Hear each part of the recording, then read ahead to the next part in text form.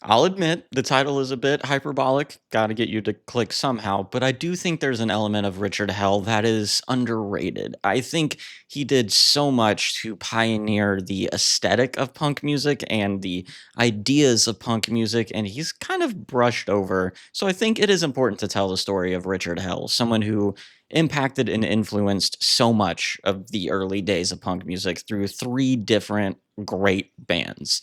This is the story of Richard Hell. If you do end up enjoying this video, please consider giving it a like. And if you want to join me as I learn more about music history, please subscribe. It's free to do. You can always unsubscribe if you decide you're kind of done learning about music history. And I want to give a special huge shout out to John Kirby. Thank you so much for signing up as a member. He's an official musical historian now. If you would like to join John and get early access to videos as well as hopefully members only content one of these days, there's a link in the description below that you can sign up for that. I do want to preface this by saying that this video is primarily about Richard's musical career and kind of what led up to that. He had a long career and is still having a long career as a writer after he retired from music, but this is a music history channel. I'm learning music history, so this is about his music and his impact on music. Richard Myers was born in Lexington, Kentucky in 1950. His parents met at Columbia University, and then they moved to Lexington so his dad could work at the University of Kentucky, while his mother stayed home with the kids. But unfortunately, his father passed away when he was around 8 years old. He wrote about that in his autobiography, saying, "I was embarrassed that the kids in school knew my father had died. I was more conscious of being upset by that than by his actual death, which was just an absence." He even remarked that there wasn't a funeral. It was just like one day his dad just kind of wasn't there anymore. So he struggled with how he was supposed to feel about that. His dad was also Jewish. So sounds like through the years he's kind of struggled with that identity, what that makes him, because as he told Vice, quote, "I didn't have any kind of Jewish identity whatsoever. As I said in the book, all I knew that was Judaism was a religion, and we didn't have a religion. That was the extent of it." End quote. He was a decent student as a kid, but by middle school, academics became a struggle for him. There was overcrowding in his school district, and he felt a little bit lost in the shuffle. He wouldn't do his homework, and then he would get anxious about letting people down because he wasn't doing the work, and that led to him acting out in various different ways. Richard said, quote, "I started getting suspended from school in 9th grade, and then at the private school in Kentucky that I got a scholarship to, I almost got expelled, but I was able to squeak by." Richard has talked about how he has this deep-seated feeling of adventure and this desire to run away that he's had since he was a young kid. Not because he hated his parents or wanted to get away from his family or anything like that. Just he wanted to get out there and he wanted to see what was in the world. So in the midst of this kind of academic turmoil of not feeling like he fit in at school, not caring about his grades, not putting any real effort in there, he kind of surprisingly got a scholarship when he was in 10th grade to a private school in Kentucky when his old biology teacher recommended him, which was a school that he said he did feel much better in. He felt like he kind of had a place, he kind of had a role to play, but that didn't improve his grades. It didn't stop his rebellious streak. He talked about how he and his friends would joyride cars when people left their keys in them. He talked about smoking and drinking and womanizing and just kind of doing whatever he wanted whenever he wanted. He also talked about his relationships in music at this time and how it wasn't something he thought much about at all.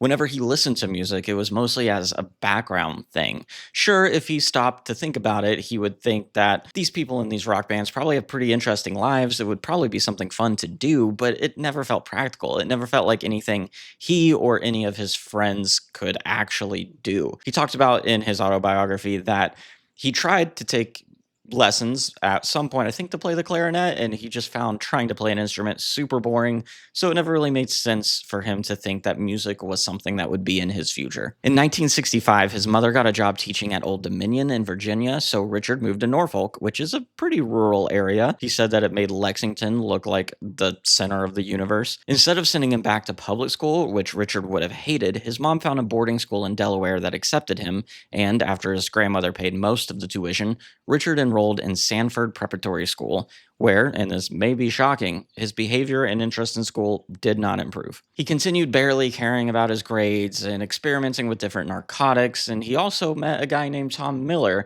and they quickly bonded over a shared interest in artistic things, as well as just this general feeling of not fitting in. As Richard explained, quote, "We were both inner-oriented people who didn't respect much convention and who felt apart from others." Carrying on with this deep-seated desire for adventure and to just leave, he and Tom decided to run away from school one day. They planned on going down to Florida where they could live on the beach as poets and be taken care of by someone. It was a very roughly put together plan. They didn't even know what it looked like to be poets or to be writers. They just thought, let's try it, let's do it. So they hopped in a car and they took a detour through Lexington so that Richard could stay with some friends and kind of reconnect with them a little bit, and then made it down into either Georgia or Alabama. The stories kind of differ. So while they were there, either in Georgia or Alabama, they started getting harassed by this group of friends. So they decided, let's just hide out in this field that was recently harvested while they kind of pass by, and then we can get back on the road.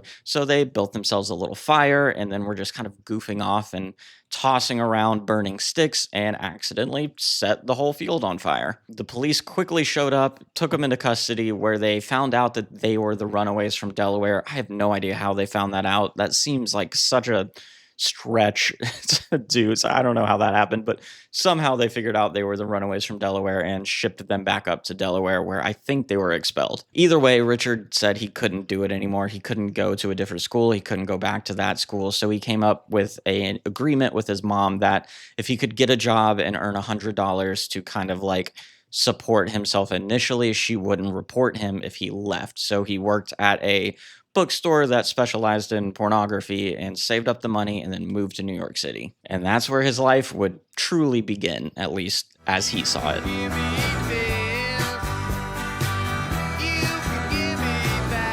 He explained that he was super excited to move to New York, saying, "I was a member of this generation that thought that we owned the world because we outnumbered everybody, and I didn't want to be told what to do. I wanted to be a writer, even though I didn't know what it meant. I'd always read a lot, and a few writers had a huge effect on me." He bounced around, living for months at a time in different small apartments before getting evicted from them, and he would pick up little odd jobs and work on his writing. He started a poetry magazine called Generation Grasp with a friend of his named David that ran for 6 issues, ending in 1971. He said that the first few issues were very amateurish, but by the end, it actually wasn't all that bad. While he was working at a place called Gotham Book Mart downtown, he met someone who recommended he move to Santa Fe, New Mexico. Santa Fe had much cheaper rent, which would allow him to really focus on Generation Grasp and get it printed more affordably, so he and David moved there in order to get the magazine off the ground. But after 2 months, David was called to appear before the draft board, so they ended the desert experiment and went back to New York. But his life in New York was about to undergo another serious shift because his old friend Tom Miller, who he had still been writing letters with sporadically, dropped out of college and moved to New York, where they became basically inseparable. They spent all of their time together, and since they had no money, they basically just sat around talking as much as they could. They were also getting plugged into the downtown art scene, hanging out at Max's Kansas City and other super artsy bars where they were trying to talk girls into buying them drinks. They met Patti Smith, who was making a name for herself with her dramatic poetry performances, and Richard would publish one of her books on this kind of like indie publishing project that he started called Dot Books, back when he was really focused on writing and kind of being in the literary world. I think it can be really easy to romanticize this era of New York City, at least for me.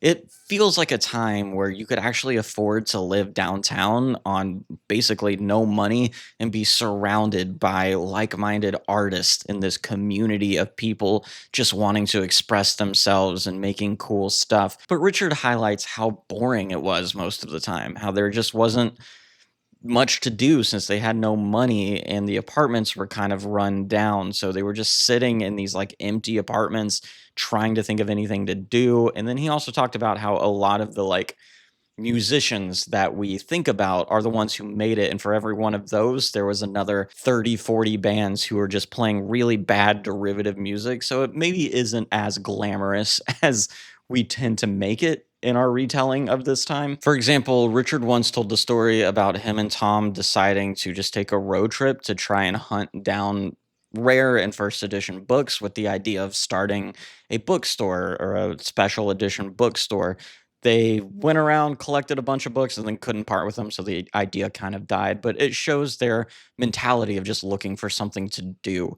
And I think that also allowed them to experiment more in their art and in their way of expressing themselves, which led to them having the idea to start a band. Music had become much more interesting to Richard after he saw the New York Dolls perform. At their shows, it was like the band was an extension of the crowd. They were all in it together, and the shows were super high energy and super interesting. That's what clued him into the fact that he could do something like that. He also explained that he wanted more of an impact. This whole publishing artsy books and poetry magazines wasn't getting the same rewards that the Dolls were getting, so he thought maybe music will make my voice heard more than the other stuff I'm doing. So they started writing some songs and playing some instruments. Tom had already been playing guitar for years. He was already pretty good at it, but Richard knew nothing. He couldn't play any instrument. Tom said it wouldn't be super hard to learn how to play bass, so he started trying to learn that. At the beginning, the partnership was equal. They both wrote lyrics. Tom wrote most of the music because he actually knew how to do that, but the band and direction was a combined effort, and they called themselves the Neon Boys. After they had a few songs written and worked out, Tom called an old high school friend of his named Billy Fica to play drums. They knew they wanted another guitar player, but even after putting notices in local papers, they couldn't find anyone who fit what they wanted. Billy was staying in Tom's apartment, and after a few months of trying to get things going, they recognized it wasn't working out the way they wanted,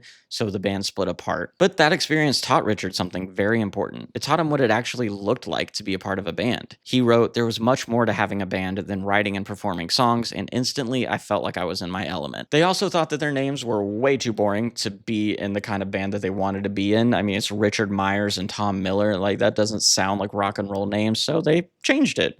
Richard became Richard Hell, and Tom took the last name of a somewhat obscure French symbolist poet and became Tom Verlaine. Through Terry Ork, who was someone they worked with at a bookstore called Cinemabilia, they met Richard Lloyd, who was a great fit for their second guitarist position. So the boys called up Billy and reformed the band, this time calling it Television, a name Richard suggested that Tom was all about, and Richard said it took him a bit to realize that TV was the initials of Tom Verlaine as well, so that probably helped. I have an entire video about Television that I'll link below, so you can watch that if you want a more in-depth look at how the band got started and kind of what happened after Richard left it, so check the description below for that. And it was also through Terry Ork that Richard discovered the wonders of heroin. He wrote in his autobiography that Terry would set up heroin parties like they were tea parties. He'd invite a few guests over and they would shoot each other up in the back room. Richard found like what dosages worked for him, and as soon as he did that, he fell in love. On March 2nd, 1974, Television played their first show at a place called the Townhouse Theater in Midtown, and Richard thought it was great, but Tom always talked about how amateurish it was to him. Richard admitted that the sound of the band wasn't great, but it was more about the image and attitude to him, and he thought the band nailed that. But Tom was always more about the music. It was the start of a splintering that would happen between them. But the band really took off on March 31st, 1974, when they first played at CBGB. Stories differ on how they landed there, but Richard tells it this way. They knew they wanted to find a place that was theirs, a place where their fans and their supporters could come every weekend and expect to see Television play. Like the New York Dolls had the Mercer Art Center before it literally imploded.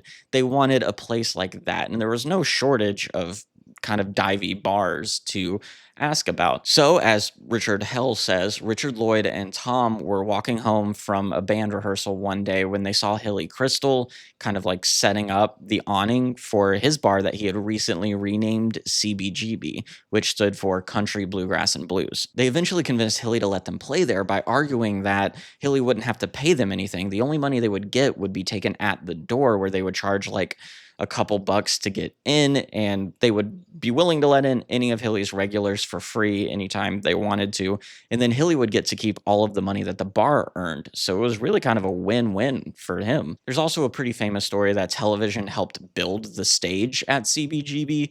They needed a place to play, so they came in and they built the stage before their first gig, but Richard says he doesn't remember doing that at all, but I think it's a really fun story, and it kind of just like sets that up as like television built this stage that was so iconic and so many other punk bands stepped onto to get their start. So I think there's something beautiful on that, and I want to believe it, even if it's not true. At first, playing at CBGB was just kind of like any other small new band playing at any other dive bar across America. Richard explained to Alternative Press, there were 20 people at CBGB the first 6 months we played there. It caught on fairly quickly, but still, people weren't like making bootlegs of us or anything. So through playing there every weekend, every Sunday night, CBGB became their community. It became the place they fit in.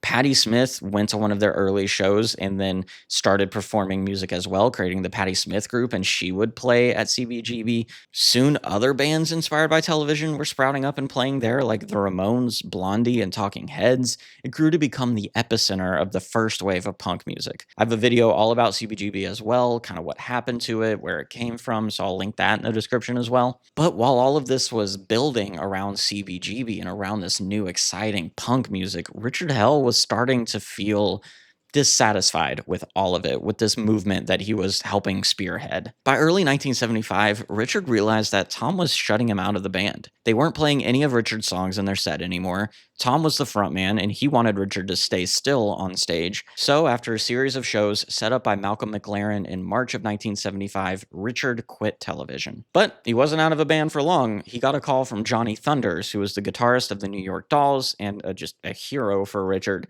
Johnny said that he and the Dolls drummer Jerry Nolan were leaving the Dolls and wanted Richard to be the bassist and singer for their new group. Of course, Richard was on board right away, mostly because of his love for the Dolls and his desire to play with someone like Johnny Thunders. Richard said that he always enjoyed his time in the Heartbreakers and he loved working with Johnny, but there were struggles kind of right from the beginning, mostly from the outside, with people setting him and Johnny Thunders up as these rivals within the group, both fighting for control, even though Richard said it was never like that in the band. But there was also an issue with ambition. Johnny and Jerry had been there, done that with the Dolls.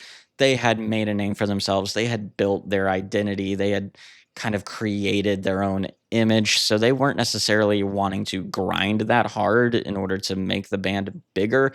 According to Richard, they saw the band as a party, where Richard still saw it as a way to get his art out there, get his name out there. He realized that the only way that he could find what he truly wanted out of a band was if he let it. The Heartbreakers were always Johnny Thunders' thing. After Richard left, they became a Johnny Thunders and the Heartbreakers. Television was always Tom's thing. Not always, but it became Tom's thing. Richard felt like, kind of ironically, if he wanted to do what he wanted to do in music, he needed to be like Tom in television. He needed a band that was his, that he controlled. But being with the Heartbreakers was Richard's first time being the frontman of a band. He kind of explained his philosophy behind being a frontman by saying the frontman mirrors the audience. That's what makes that function of the front person, women too, so powerful and meaningful, that the performance is shared by the audience. The audience gets to feel their own power by surrendering to it. Kind of at the end of his time in the Heartbreakers, Richard was approached by someone named Marty Thaw, could be Tao, don't know. Couldn't figure out how to pronounce that, who had recently started a partnership with Richard Gotterer for a production company called Instant Records. So Richard signed with Instant. They became his manager and producer, and they convinced him to sign with Sire Records, which was a label that was snatching up a lot of these underground New York City bands and recording their music. So with this record deal now in place, he needed a band. The first person he called was someone he met a bit before named Robert Quine. Robert was born in 1942 in Ohio, so he was a bit older than the other people in the scene. Plus, he was already balding, so he was often ostracized from the CBGB community for that. He graduated from law school and spent some time in St. Louis in kind of like a Byrds cover band before moving to New York to focus on music, but no one took him all that seriously in the city. But Robert desperately wanted to be in a band, especially one of the new and exciting ones, bands pushing the envelope like the Velvet Underground did. He started working at Cinemabilia with Tom and Richard, so that's how they originally met back in 1975. Richard explained about meeting Robert, quote, "We had a lot of stuff in common. We liked the same movies and books. He was kind of beaten down. He didn't know what the future could possibly hold for him. He hadn't gotten anywhere in music, but the stuff that was going on in New York gave him hope." And Richard really liked a drummer that was playing with Wayne County at the time named Mark Bell, so he asked Mark if he wanted to join, and Mark immediately agreed. Then, flashback to the Neon Boys days, they needed a second guitarist. Richard basically told Robert to pick whoever he wanted because Robert was the guitar player. He was the one who understood that sound better. So Robert landed on a guy named Ivan Parker, who was also known as Ivan Julian, who was only 20 years old, but already a professional touring musician for some groups. With that lineup completed, they started rehearsing. From the very beginning, Richard wanted his music to say something. You had bands in the scene like the Ramones, who it can be argued if they had a point at all, their point was just to make simple rock music that undercut the traditions of this kind of bloated psychedelic rock sound.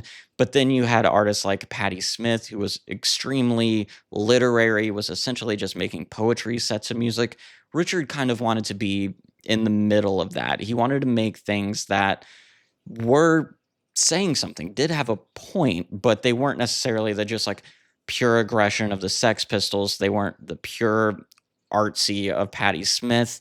It was kind of like a mix of all of that was his idea. He said that he was a high school dropout, so no one could accuse him of being like super brainiac or whatever. He wasn't ashamed to say that he loved reading, he loved books, and he wanted some of that philosophy to come across in his art. And just as an aside here, I didn't know where to put this, but Richard claims that Malcolm McLaren, when he was in New York managing the Dolls for a little bit and absorbing this downtown burgeoning punk scene, Malcolm really loved Richard's look. He loved his image, he loved his sound. So whenever Malcolm went back to London and instilled a lot of what he learned into the Sex Pistols, he borrowed that look with like the close cropped hair, the safety pinned clothes, the dark jeans with holes in them. He kind of took a lot of that from Richard, at least according to Richard. So I think that's how Richard kind of explains that he was the prototype for punk music, because a lot of his ideas, a lot of his image became the Sex Pistols look and image and ideas, and then that filtered through to so much of the punk community. He also said once that he was watching the Sex Pistols with another punk musician who I think is Chris Stein, but I can't exactly remember.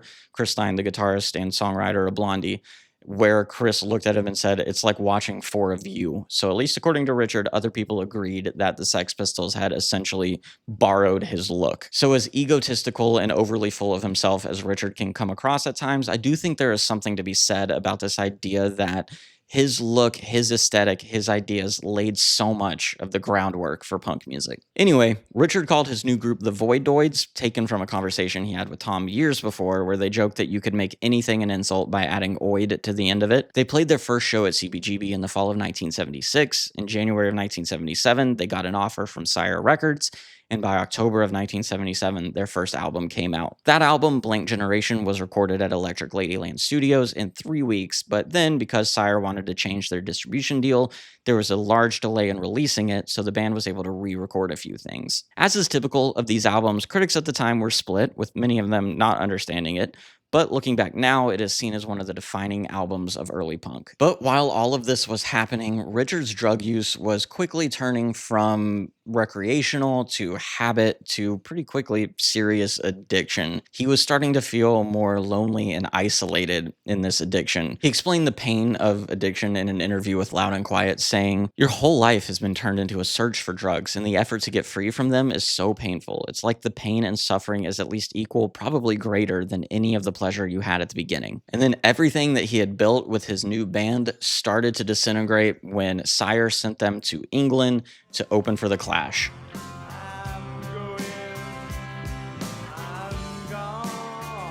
Richard evidently isn't the biggest fan of England, and then combine that with this being the first time that Richard was experiencing serious withdrawal symptoms, and he was just sick for pretty much the whole tour. It was not a pleasant experience for him. He said that he would just raid every drugstore he could find for a specific type of cough syrup that had trace amounts of codeine in it just to get some relief, and he would chug that cough syrup to the point where he was throwing it up. They spent the entire tour basically fighting against the specter of the Sex Pistols, dealing with people expecting them to be like the Pistols and having to re-examine themselves in light of the Pistols, which really annoyed Richard because, as I said earlier, the Pistols never explained just how much of their style was taken from the New York scene and Richard in particular, which really kind of aggravated him. By the end of that British tour, Richard was ready to retire from music. He was annoyed with Sire Records, who didn't even manage to get their album distributed in the UK before the tour. He felt that by making that album, he'd done what he set out to do in music. He wanted to make himself heard,